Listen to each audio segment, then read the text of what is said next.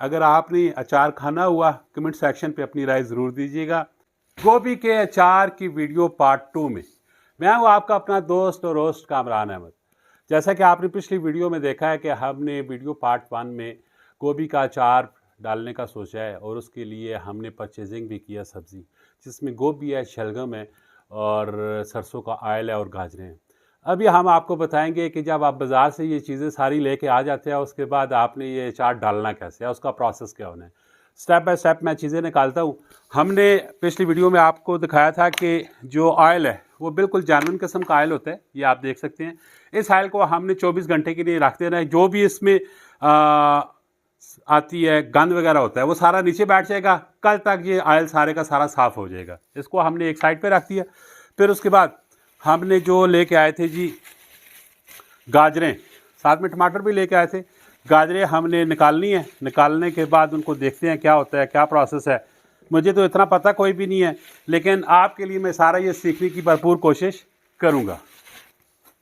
फिर इसके बाद हम जो गोभी लेके आए थे, अब गोभी जो उसने दी है वो भी आप देख लें। ये गोभी है, ठीक है। ये दूसरा फूल आ गया गोभी का और ये गोभी आ गई। फिर इसके बाद शलगम आ गए, ठीक है जी। शलगम भी हम निकालते हैं, यहाँ पे बाहर रखते हैं। इस पे हमारा जो वेट है 2 किलो गोभी है, 2 किलो शलगम है और 1 किलो गाजरें हैं और 1 किलो सरसों का ऑयल है। जो छोटी मोटी चीज़ें होती हैं ना अचार डालने के लिए, वो सारी की सारी चीज़ें आपके घर में मौजूद होती हैं। बाज़ लोगों के घर पे होती है, बाज़ लोगों के घर पे नहीं होती है, लेकिन हम साथ के साथ आपको बताएंगे इसके अंदर कौन कौन से मसाले जात यूज़ किए जाते हैं और कितने टाइम में ये सारा तैयार हो जाता है। अच्छा, इसका अभी नेक्स्ट जो प्रोसेस है वो यही है कि इस सब की हमने कटिंग करनी है सफाई के साथ। कटिंग करने के बाद साइज़ हमने जो रखना है वो मिड सा रखना है, बहुत ज़्यादा नहीं रखना है, बहुत कम भी नहीं रखना, क्योंकि वो ज़्यादा गल जाता है। गलने के बाद वो फिर एक तरह से मलबा सा बन जाता है। लेकिन ये खला खला होना चाहिए, सही बेहतरीन होना चाहिए। और कटिंग करने के बाद हमने इसको बॉयल करना है। बॉयल करने के बाद फिर हमने इसको धूप में रखना है। धूप आपका वो प्रॉपर धूप होनी चाहिए। एक होती है ना बहुत हल्की हल्की सी धूप होती है, उस पर नहीं, कड़वी धूप होनी चाहिए। सनी डे जिसको बोलते हैं उस तरह का होना चाहिए। एक पूरा दिन ये धूप में रहेगा, उसके बाद इसमें से जो पानी वगैरह होगा वो सारा नहीं ख़त्म हो जाएगा। फिर नेक्स्ट प्रोसेस वो भी आपको बताते हैं।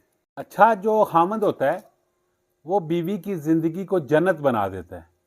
बीवी को अच्छी अच्छी चीज़ें पका के देता है, बीवी का ख्याल रखता है। जैसा कि अभी भी ये अचार मैं बना रहा हूँ, मैं कुछ भी ना करना पैना। अच्छा, इसकी जो कटिंग करनी है, साइज़ आप देख सकते हैं। गोभी का साइज़ भी आप देखें, इतना रखना चाहिए। इससे ना कम होना चाहिए ना ज़्यादा होना चाहिए। अगर कम करेंगे तो तब भी खराबी है, ज़्यादा करेंगे तो तब भी खराबी है। अब शलगम देख लें, जिसको ठिप्पर बोलते हैं, उसका भी साइज़ ये होना चाहिए और जो गाजर है उसका भी साइज़ ये होना चाहिए। अब ये कटिंग हम सारी कर रहे हैं। कटिंग करने के बाद इसको बॉयल करेंगे। बॉयल करने के बाद हमने धूप में रख देना है।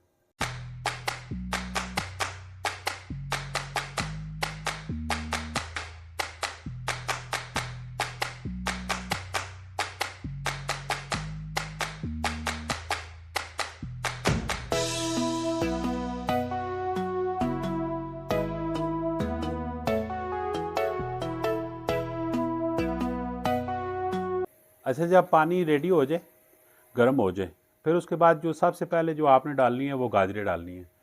गाजरें आपने इस तरह करके आस्ता आस्ता धीमे मिजाज में डालनी है, कहीं गर्म पानी आपके हाथों में ना लग जाए, ठीक है।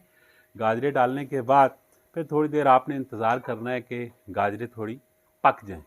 अच्छा, गर्म पानी में डालने के बाद आपने निकाल लेना। निकालने के बाद इनको ना धूप में डाल देना।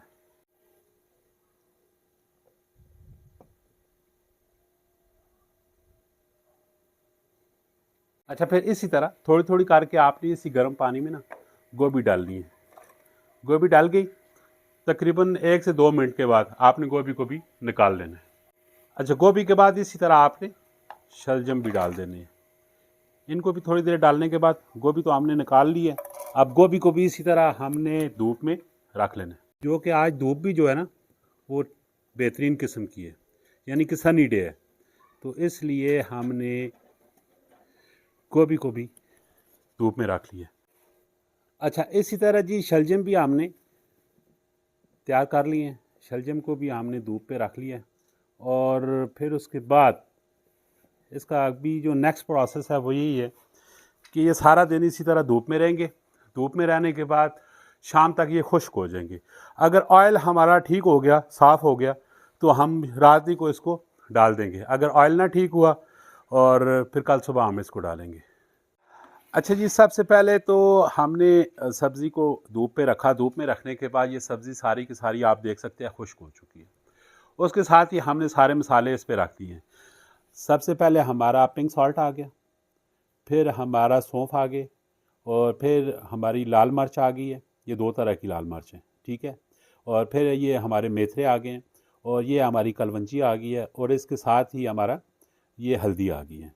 और ये हमारा जो सुबह लिया था हमने ऑयल, सरसों का ऑयल, ये पड़ा हुआ है। इसको गर्म करने से इसका जो गंध था वो सारे का सारा नीचे बैठ गया। अब इन तमाम चीज़ों को हमने मिक्स कर लेना है। ये तमाम चीज़ें हमने साथ में इसमें मिक्स कर ली। मिक्स करने के बाद अगर ये चीज़ें यहाँ पे डालेंगे तो इस प्लेट में जो कुछ लगा हुआ वो भी सारे का सारा अंदर चला जाएगा। ये आप देख सकते हैं।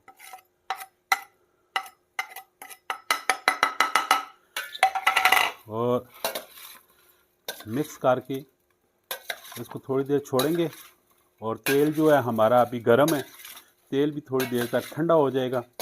और फिर हमने एक बाल्टी लिया है। बाल्टी जो है हमारी साफ शफाफ किस्म की होनी चाहिए, और उस बाल्टी में ये सारी चीज़ें डाल देंगे। बाल्टी भी मैं आपको दिखा देता हूँ। ये आप देखें बाल्टी, बिल्कुल बाल्टी भी साफ शफाफ किस्म की होनी चाहिए, जिसमें आपने ये सारा कुछ डालना है। ऑयल भी आपने इसके ऊपर सारा डाल देना है, ठीक है। फिर इसको प्रॉपर सही अच्छे तरीके से मिक्स करना है, बस मिक्स करें।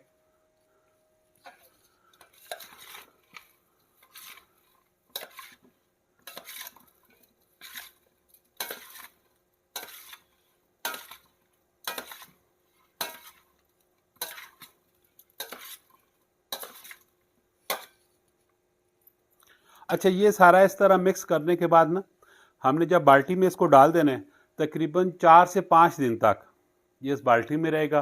रोज़ाना दिन में एक दफ़ा आपने इसको चेक करना होता है।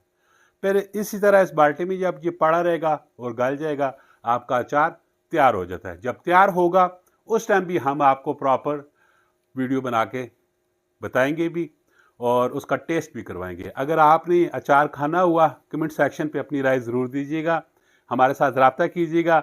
अचार आप हमारे साथ आपने भी ज़रूर टेस्ट इसका चेक करना है।